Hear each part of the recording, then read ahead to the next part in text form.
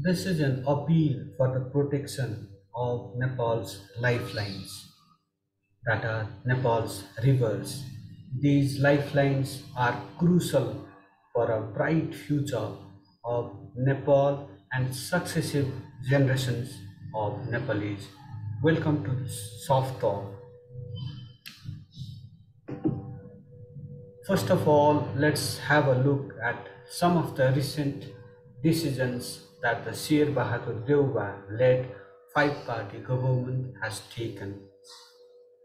This will help us just know where this government is heading, where it is taking us and the country. September 8, 2022. A go ahead for the construction of 62-kilometer Amlekhgunj-Lothar and 50-kilometer Siligudi-Charali pipelines. The Siligudi-Charali pipeline will be the second Nepal-India pipeline, petroleum pipeline, that is, after the 69-kilometer long Motihari-Amlekhgunj pipeline.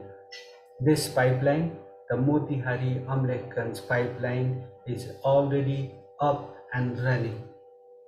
August 18, 2022, the Investment Board and the NHPC Limited, that is an Indian state-owned undertaking, these two parties signed a memorandum of understanding.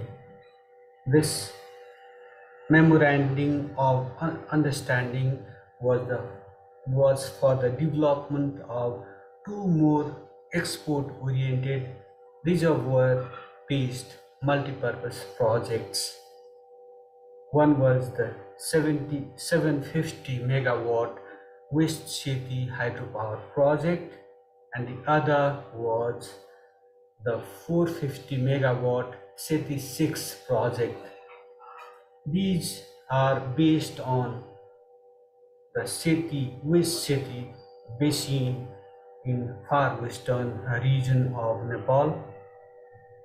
The far western region is also the home constituency of the current Prime Minister Sher Bahadur Deuba.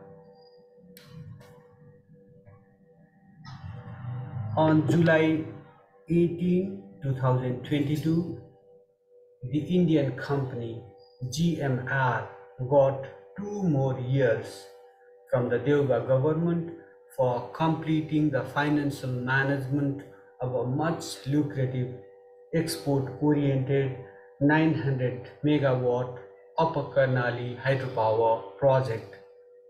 This virtually legitimized the Indian company's years-long hold onto this years-long vice-like grip onto this project of strategic significance for Nepal. These kinds of controversial decisions have been going on unabated since the installation of the Sher Bahadur Deuba government through what many experts call a government that came into being through a manufactured consent in the sovereign parliament. We'll talk about it as we just move on.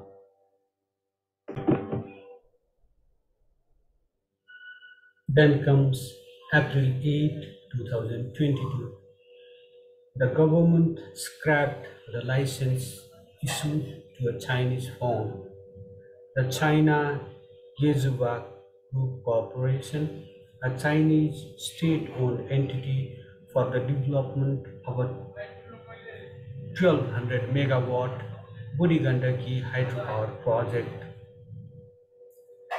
This is an indication of further muddying of Burigandaki waters. The Chinese firm no doubt has been courting controversy over this project the manner in which the government granted the license to the Chinese firm, that kind of thing. Interestingly, the government has decided to develop the National Pride project on its own. Is that akin to not building the project at all? One wonders, given the weak institutional capacity of the government. In fact, the government has been imposing tax on petroleum products on the consumers in the name of developing this ambitious project, but the project has not made much headway all these years. However, it will be no surprise if this scrapping of the license issued to the Chinese firm is in fact part of government efforts to literally gift the project to a neighboring company that is closer to its heart. Now, a look into some decisions of the predecessor of the Deuba government. In its dying moments, the KP Sharma Oli government, the CPM-UML headed government, that is much touted for its patriotic orientation, took a major decision. This decision, as I said earlier, came kind of literally moments before it just collapsed. That takes us to July 11, 2021. On that day, the Investment Board and the SJVNL, an Indian state-owned company, again signed a memorandum of understanding for the development of a 679 megawatt Lower Arun hydropower project.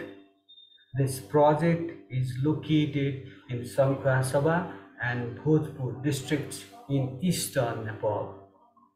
2 days later, with its last mission after 10 years accomplished, perhaps the KP Oli government would become history.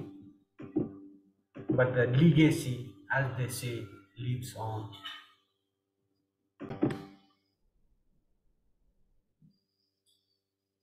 May 11, 2018, Prime Minister KP Sharma Oli and his Indian counterpart Narendra Modi laid the foundation stone for the export-oriented Arun 3 hydropower project that has the capacity of a whopping 900 megawatts. The project is located in Samkhya remotely. They just did this, opted for uh, remote inauguration of the project from Kathmandu by turning on the switch, some kind of switch for the foundation stone laying. This gifting of Nepal's lifelines to the dear neighbor, this gifting that takes place in a very, very opaque and controversial manner. Uh, this, despite huge public protests against this kind of sellout is nothing new. It has been continuing unabated since the handover of the Kosi and the Gandaki, Nepal's two major river systems after the political changes of the 1950s. The political changes of that time abolished the Rana autocratic regime and ushered the country into an era of so-called multi-party democracy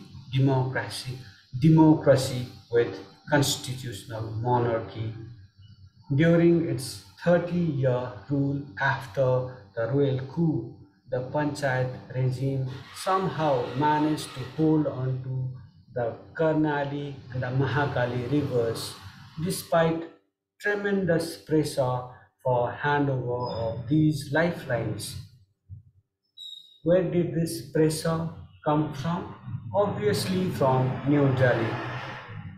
But right after the political changes of the 1990s, those changes put an end to the Panchayat regime and restored multi-party democracy with constitutional monarchy.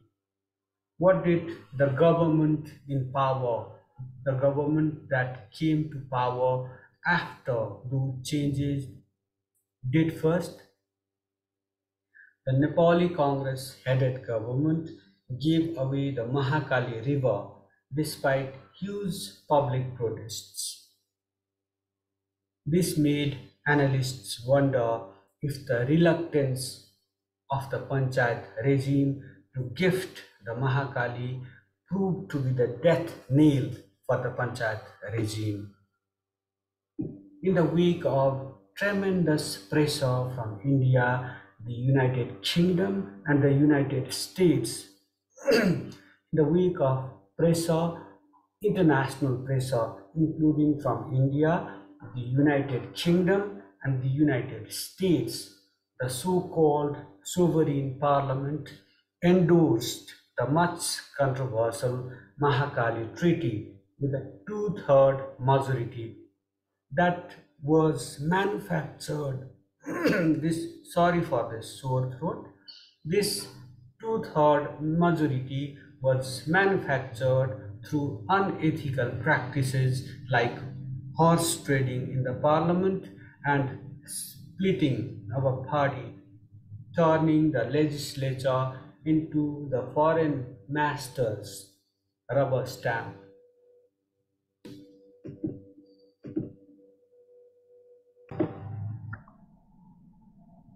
Even after the 2005's political changes, the changes that made way for a federal, secular, democratic Republic of Nepal, the sellout of our lifelines, our rivers continues.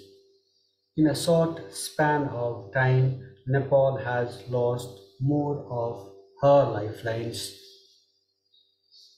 through Upper Karnali, Arun 3, Lower Arun, Arun 4, West Seti, and Seti-VI deals.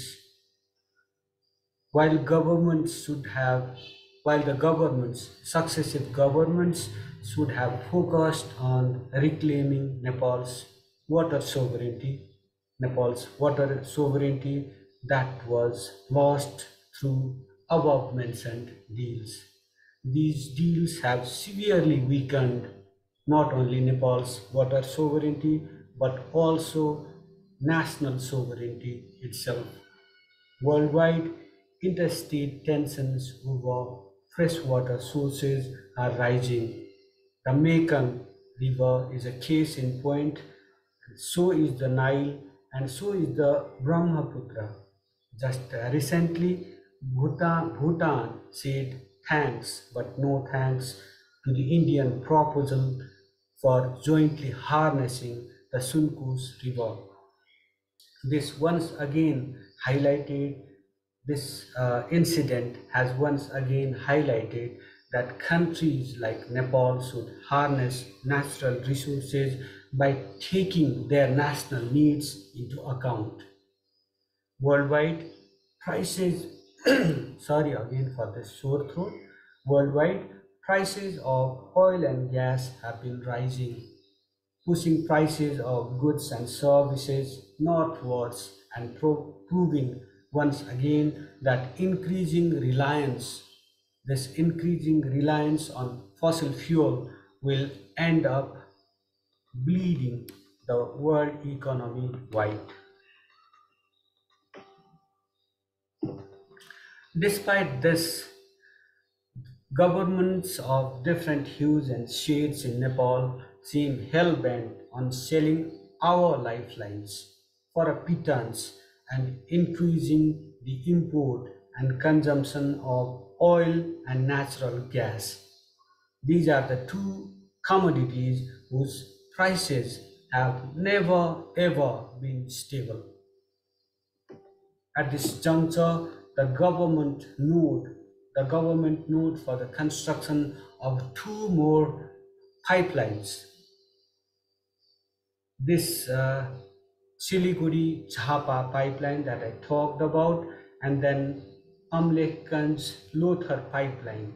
This comes at a time when the country is already in dire straits, and due to the Indian Oil Corporation, the sole supplier of oil and natural gas to Nepal, are mounting and giving rise to fears that mounting fuel bill may become the ultimate death trap for Nepal. At this juncture, this question arises as to who will rein in on our governance, who will control, who will discipline these governments that are hell-bent on increasing Nepal's reliance on fossil fuel, whose prices are never stable, and who will save Nepal from a looming death trap. It's a given that students' unions will not hit the streets against anti-Nepal moves like these. It's a given that they will not compel the government of the day to do a rethink, as these students' unions have to do the bidding of their political masters. Public intellectuals, so-called public intellectuals, may not voice their concerns about matters like these for reasons best known to them. The so-called sovereign parliament is a rubber stamp, always at the service of a majority, manufactured or gotten through a popular mandate.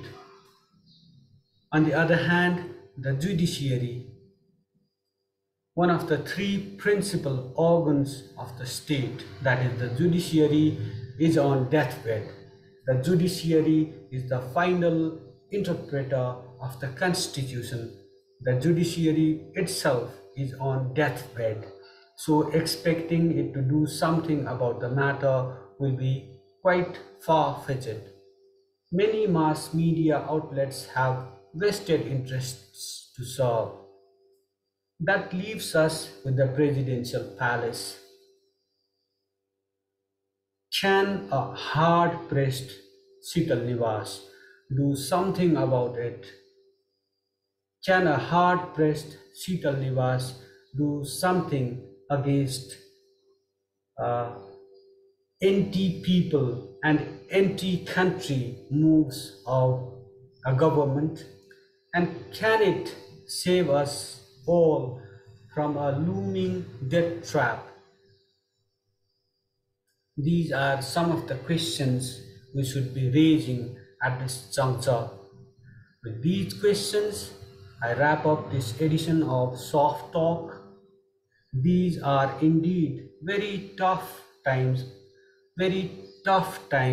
for independent journalism, for citizen journalism.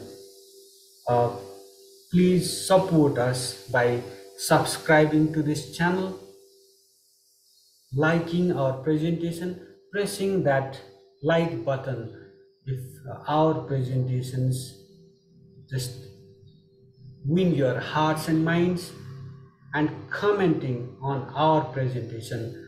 This will enable us to improve further in coming days. But do not forget to subscribe to this channel and stand with citizen journalism that is free from vested interests, that can be your true voice. Thank you for watching. Thank you for listening.